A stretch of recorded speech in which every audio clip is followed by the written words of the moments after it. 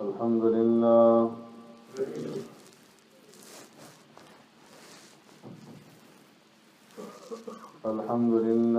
نحمده ونستعينه ونستغفره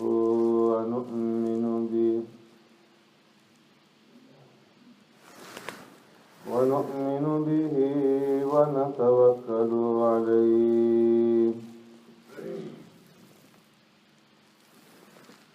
ونعوذ بالله من شرور أنفسنا ومن سيئات أعمالنا من يهده الله فلا مضل له ومن يضلله فلا هادي له ونشهد أن لا إله إلا الله وحده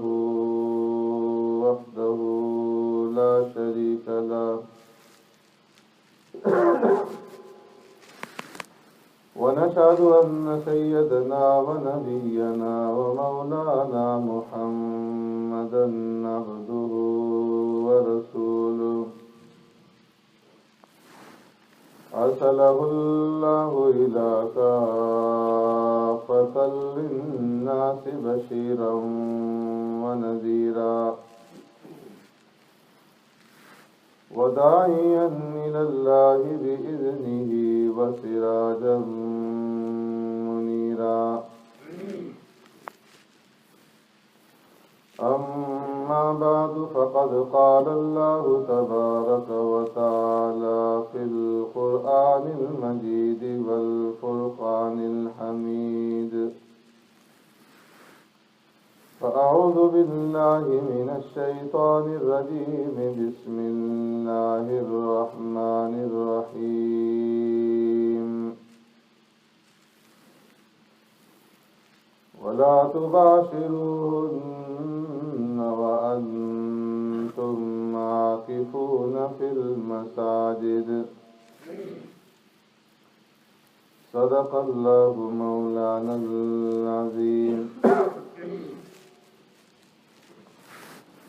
يا رب صل وسلم دائما أبدا على حبيبك خير الخلق كلهم هو الحبيب الذي ترجى شفاعته لكل هول من الأهوال مقتحم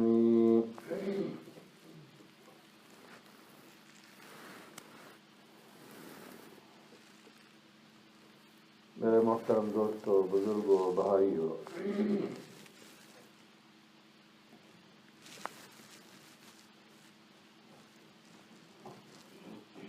رمضان المبارک کے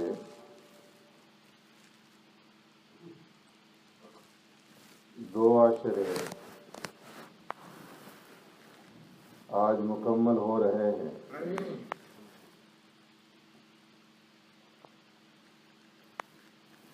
اور آخری عشرہ شروع ہوا چاہتا ہے۔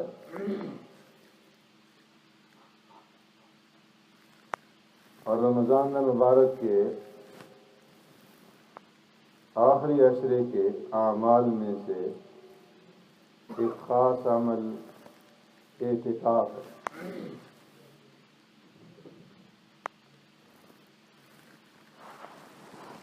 نزول قرآن سے پہلے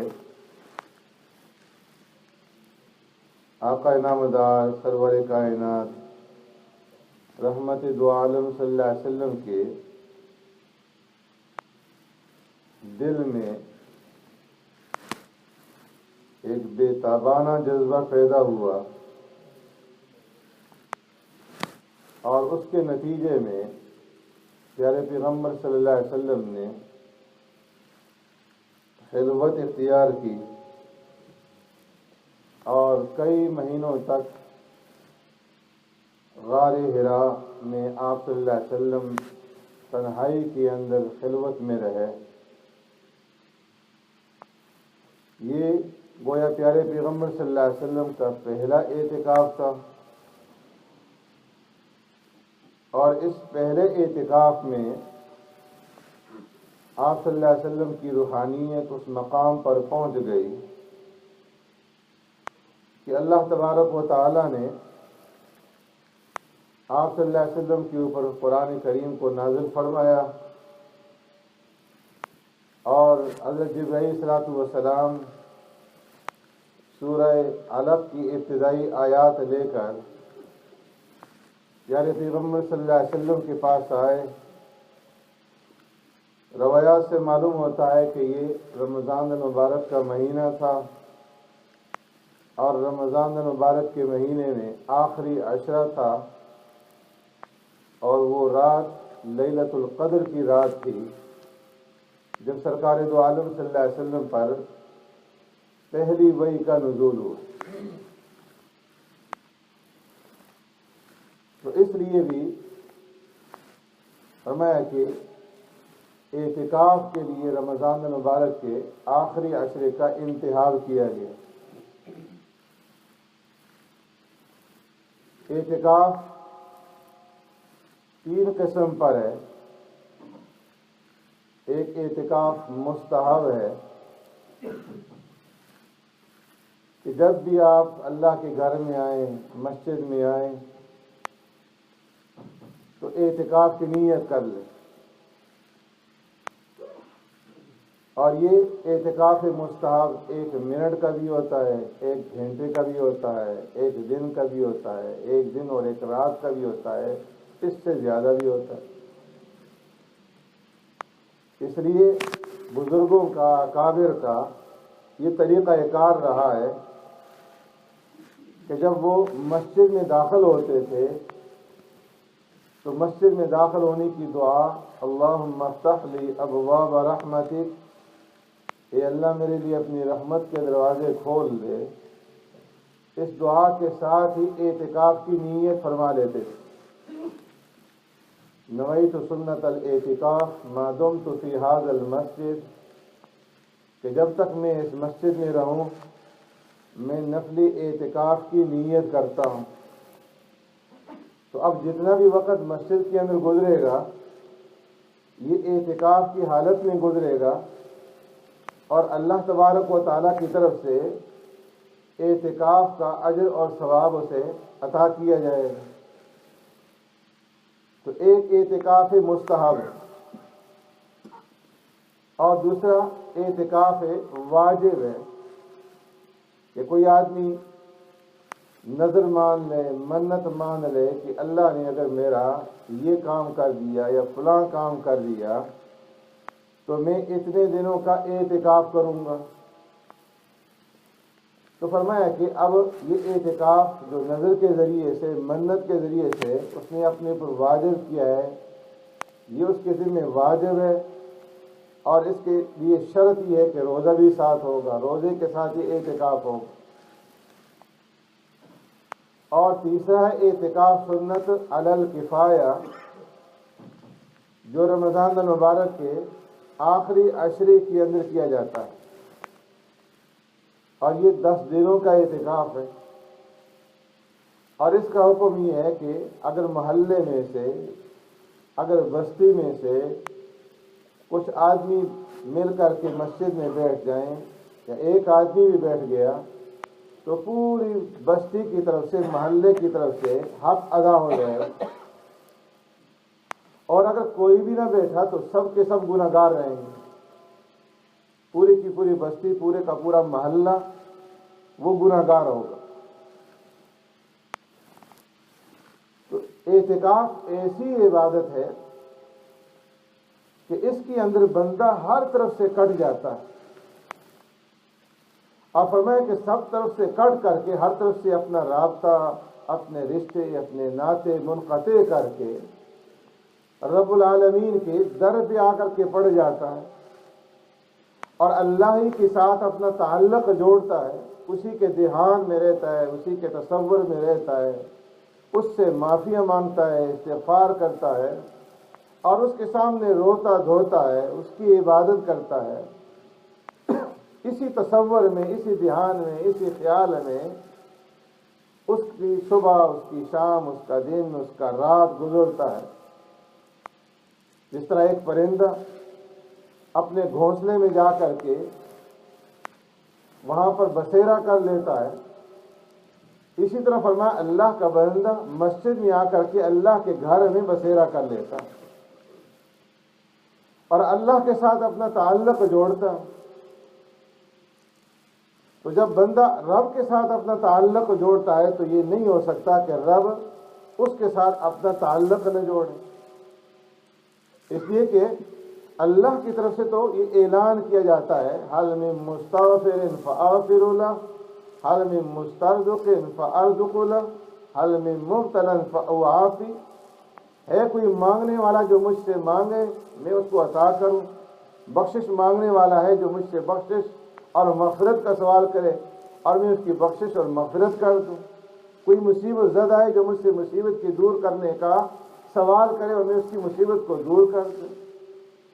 تو اللہ تو خود آوازیں دیتے ہیں، اس لیے فرمایا کہ جب کوئی بندہ اللہ کے گھر میں آ کر کے 10 دن کے لیے اس نے بسیرا کر لیا تو یہ کیسا ممکن ہے کہ اللہ اسے نہ نوازے، اس کی دعاؤں کو نہ سنے، اس کی مغفرت نہ کرے، اس کے عزیز اقارب رشتہ داروں کو نہ بخشے۔ اللہ سے زیادہ کسی کا وعدہ سچا نہیں ہو سکتا۔ تو اس لیے فرمایا کہ اعتکاف کے اندر بندہ ہر طرف سے رابطے توڑ کر کے اللہ کی در پہ، اللہ کے گویا قدموں پہ آ کر کے گر جاتا ہے اور اس کے سامنے روتا دھوتا۔ اور پھر اعتکاف کی جو حکمت ہے وہ یہ بھی کہ لیلۃ القدر کو تلاش کیا جائے، اور لیلۃ القدر کی تلاشی کے لیے فرمایا اعتکاف سے بڑھ کر کے کوئی عبادت نہیں ہو سکتی، اس لیے کہ اعتکاف کی حالت میں بندہ ہر وقت عبادت کے اندر شمار ہوتا ہے، چاہے وہ جو سو رہا ہو چاہے وہ جاگ رہا ہو۔ باقی راتوں میں اعتکاف کے بغیر اگر کوئی آدمی عبادت کرے گا تو انسانی تقاضے ساتھ لگے ہوئے ہیں، اسے آرام کی ضرورت ہے، کسی اور کام کاج کے اندر بھی مصروف ہو جائے گا، سارا وقت عبادت کے اندر نہیں گزر سکتا۔ لیکن اعتکاف ایسی عبادت ہے کہ فرمایا کہ اگر بندہ سویا ہوا بھی ہے تب بھی اس کو لیلۃ القدر کی پوری فضیلت حاصل ہو جائے گی، اور وہ سارا کا سارا وقت عبادت کے اندر ہی شمار ہوگا جو سونے کی حالت میں وہ گزار رہا۔ اس لیے پیارے پیغمبر صلی اللہ علیہ وسلم نے لیلۃ القدر کی تلاش میں اعتکاف فرمائے اور پورے مہینے کا اعتکاف فرمائے۔ پہلے 2 عشروں کا اعتکاف فرمانے کے بعد ابو سعید خدری رضی اللہ تعالیٰ عنہ فرماتے ہیں کہ پیارے پیغمبر صلی اللہ علیہ وسلم نے فرمایا کہ میں نے پہلے عشرے کا اعتکاف کیا لیلۃ القدر کی تلاش میں، اور پھر دوسرے عشرے کا اعتکاف کیا، اور پھر مجھے اللہ کی طرف سے یہ بتایا گیا کہ جس رات کی تم تلاش میں ہو وہ آخری عشرے کے اندر ہے، لہذا جس نے میرے ساتھ اعتکاف کرنا ہو تو وہ آخری عشرے کا اعتکاف کرے۔ اس لیے ام المؤمنین سیدہ طاہرہ عائشہ صدیقہ رضی اللہ تعالیٰ عنہ فرماتی ہیں ان رسول اللہ صلی اللہ علیہ وسلم یعتکف العشر الاواخر من رمضان حتی توفاہ اللہ ثم اعتکف ازواجہ من بعد۔ پیارے پیغمبر صلی اللہ علیہ وسلم نے ہمیشہ رمضان المبارک کے آخری عشرے کا اعتکاف فرمایا جب تک آپ باحیات رہے، اور جب آپ دنیا سے تشریف لے گئے تو آپ صلی اللہ علیہ وسلم کی دنیا سے تشریف لے جانے کے بعد آپ کی ازواج مطہرات امہات المؤمنین نے باقاعدگی کے ساتھ طواف فرمایا، اعتکاف فرمایا، اور امہات المؤمنین کا جو اعتکاف تھا فرمایا وہ گھروں کے اندر تھا، حجروں کے اندر۔ اس لیے خواتین کے لیے فرمایا اعتکاف کی جو جگہ ہے وہ ان کے گھر ہے، کہ گھر کا وہ مقام جو انہوں نے نماز پڑھنے کے لیے مخصوص کر رکھا ہے وہاں پر وہ اعتکاف کرے۔ اگر کوئی ایسی جگہ مختص نہیں ہے تو گھر کا کوئی کمرہ، کوئی کونا، کوئی جگہ مختص کر لیں اور وہاں بیٹھ کر کے وہ اعتکاف کریں۔ انس رضی اللہ تعالیٰ عنہ فرماتے ہیں پیارے پیغمبر صلی اللہ علیہ وسلم رمضان المبارک کے آخری عشرے کا اعتکاف فرماتے. فلم یعتکف عامًا، ایک سال سرکار دو عالم صلی اللہ علیہ وسلم نے کسی وجہ سے اعتکاف نہیں فرمایا. فلما کان العام المقبل، دوسرا سال آیا تو سرکار دو عالم صلی اللہ علیہ وسلم نے فرمایا کہ 20 دنوں کا اعتکاف فرمایا. اس اعتکاف کی قضا کی جو چھوٹ گیا، کس وجہ سے چھوٹا تھا؟ ابی بن کعب رضی اللہ تعالیٰ عنہ کی روایت سے معلوم ہوتا ہے کہ سرکار دو عالم صلی اللہ علیہ وسلم سفر پر تھے، اور سفر کی وجہ سے یہ اعتکاف رہ گیا تھا، جس کی آپ صلی اللہ علیہ وسلم نے پھر آئندہ سال قضا فرمائی. اسی طرح ابو ہریرہ رضی اللہ تعالیٰ عنہ کی روایت سے معلوم ہوتا ہے کہ سرکار دو عالم صلی اللہ علیہ وسلم کا جس سال انتقال ہوا، اس سال بھی آپ صلی اللہ علیہ وسلم نے فرمایا کہ 20 دنوں کا اعتکاف فرمایا. اس لیے فرمایا کہ اعتکاف جو ہے یہ اہم ترین عبادت، کہ اس عبادت کے اندر بندے کا تعلق اپنے رب کے ساتھ جوڑتا ہے. اور فرمایا اگر اس کی کوئی اور فضیلت نہ بھی ہو تو اعتکاف کی فضیلت کے لیے یہی بات کافی ہے کہ پیارے پیغمبر صلی اللہ علیہ وسلم نے ہمیشہ اعتکاف فرمایا اور اس کے اوپر مواظبت فرمائی، اس کی قضا کی. ایک حدیث میں پیارے پیغمبر صلی اللہ علیہ وسلم نے ارشاد فرمایا کہ جو آدمی ایک دن کا اعتکاف کرتا ہے اللہ تبارک و تعالیٰ کی رضا اور اللہ کی خوشنودی حاصل کرنے کے لیے، تو اللہ تبارک و تعالیٰ اس کے درمیان میں اور جہنم کے درمیان میں 3 خندقوں کا فاصلہ ڈال دیتے ہیں، اور ہر خندق کی جو مسافت ہے فرمایا وہ آسمان اور زمین کے درمیان کی مسافت کے برابر. ایک دن کے اعتکاف پر فرمایا جو مغرب سے عشاء تک اعتکاف کی نیت کر لے، نفلی اعتکاف، اور اس کے اندر کوئی لغو بات نہ کرے، کسی دنیائی بات کے اندر مشغول نہ ہو، اللہ اس کے لیے جنت میں محل تعمیر فرما دیتے ہیں. حضرت حسین ابن علی رضی اللہ تعالیٰ عنہ فرماتے ہیں آقا نامدار سرور کائنات رحمت دو عالم صلی اللہ علیہ وسلم نے ارشاد فرمایا کہ جس آدمی نے رمضان المبارک کے آخری عشرے کا آخری 10 دنوں کا اعتکاف کیا، کان کحجتین و عمرتین، فرمایا کہ اللہ تبارک و تعالیٰ اسے 2 حج اور 2 عمروں کا اجر اور ثواب عطا فرمائے. اس قدر اللہ تبارک و تعالیٰ نے اعتکاف کے اندر جو ہے اجر رکھا ہے اور اس کی فضیلت رکھی. اس لیے آج جو ہے اعتکاف میں بیٹھنے کا دن ہے. جن حضرات کا ارادہ ہو تو سورج غروب ہونے سے پہلے مغرب کی نماز سے پہلے عصر کے بعد جو ہے یہاں پر آ جائیں، مسجد کے اندر پہنچ جائیں اور اس اعتکاف کی فضیلت کو حاصل کرنے کی کوشش کریں. اللہ رب العزت ہمیں عمل کرنے کی توفیق عطا فرمائے. الحمد لله الذي لا يكشف الشدائد إلا هو ولا يدفع المكائد إلا هو، وما مراد العاشقين في الدارين إلا هو، وما موجود الواصلين في الكونين إلا هو. العباد كلهم ضعفاء لا قوي إلا هو، والناس كلهم فقراء لا غني إلا هو. لا حافظ ولا ناصر إلا هو، غافر الذنب وقابل التوب شديد العقاب بالطول لا إله إلا هو. هل من خالق غير الله يرزقكم من السماء والأرض؟ لا إله إلا هو. ومن يملك السمع والأبصار؟ لا إله إلا هو. ومن يعلم السر والجهر؟ لا إله إلا هو. موسى على الطور حين ناداه قال لا إله إلا هو. يونس في بطن الحوت حين ناداه قال لا إله إلا هو. إبراهيم في النار الحريق حين ناداه قال لا إله إلا هو. يوسف في قار البير حين ناداه قال لا إله إلا هو. ونشهد أن لا إله إلا الله وحده لا شريك له، هو الحي لا إله إلا هو. ونشهد أن سيدنا ونبينا ومولانا محمدا عبده ورسوله اعلموا أن الدنيا دائرة ولذتها فانية وطاعتها باقية وحاصلها فوت وآخرها موت. إخواني بدن ضعيف وزاد قليل وبحر عميق والنار خريق والصراط دقيق والميزان عديل والقيامة قريب والحاكم رب جليل.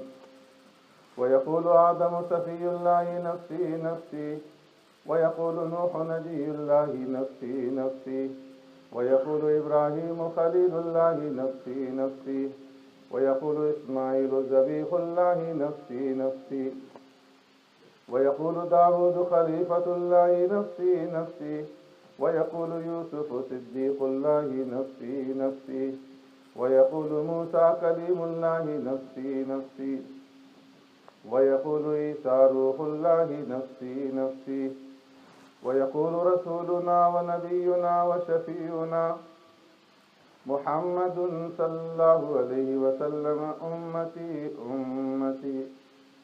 ويقول الجبار جل جلاله وعم نواله عبادي لا خوف عليهم ولا هم يحزنون.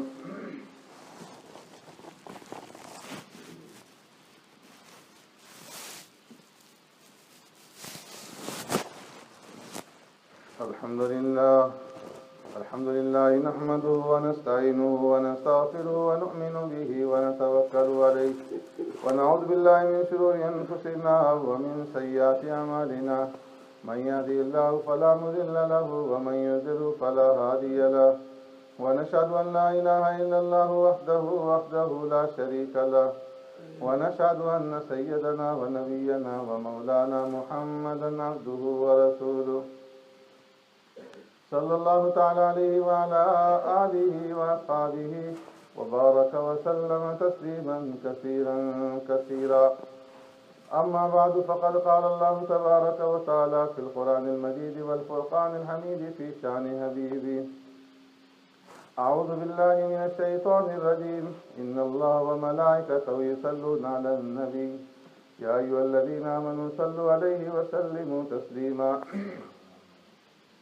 اللهم صل على سيدنا ومولانا محمد بعدد من صلى وصام، وصل كذلك على جميع الأنبياء والمرسلين وعلى الملائكة المقربين وعلى عباد الله الصالحين، خصوصا على سيد المتقين والأبرار صاحب النبي في الغار والمزار، أفضل الصحابة بالتحقيق، خليفة النبي بلا فصل، إمامنا أبي بكر الصديق رضي الله تعالى عنه، وعلى الناطق بالصواب والعادل بالكتاب إمامنا بالحق عمر بن الخطاب رضي الله تعالى عنه، وعلى كامل الحياء وناصر القرآن الشهيد المظلوم حين تلاوة الفرقان إمامنا عثمان بن عفان رضي الله تعالى عنه، وعلى صاحب السيف والقضاء وناصر العلم والهدى أسد الله الغالب إمامنا علي بن أبي طالب رضي الله تعالى عنه، وعلى جميع الصحابة والتابعين رضوان الله تعالى عليهم أجمعين. قال النبي صلى الله عليه وسلم: الله في أصحابي لا تتخذوهم غرضا من بعدي، فمن أحبهم فبحبي أحبهم، ومن أبغضهم فببغضي أبغضهم. أصحابي كالنجوم بأي مقتديتم اهتديتم. تعالوا عباد الله رحمكم الله، إن الله يأمر بالعدل والإحسان وإيتاء ذي القربى وينهى عن الفحشاء والمنكر والبغي يعظكم لعلكم تذكرون. اذكروا الله العلي العظيم يذكركم وادعوه يستجب لكم، ولذكر الله تعالى أعلى وأولى وأعز وأجل وأتم وأعظم وأكبر، والله يعلم ما تصنعون. استغفر الله. الله أكبر الله أكبر الله أكبر الله أكبر. لا إله إلا الله لا إله إلا الله. أشهد أن محمدا رسول الله. أشهد أن محمدا رسول الله.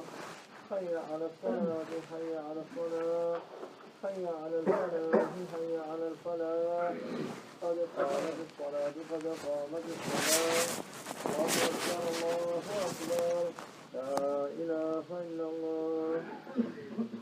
دائیں بائیں دیکھ لیں، ساتھ ساتھ جڑ جائیں، صفیں سیدھی فرما لیں. اللہ اکبر.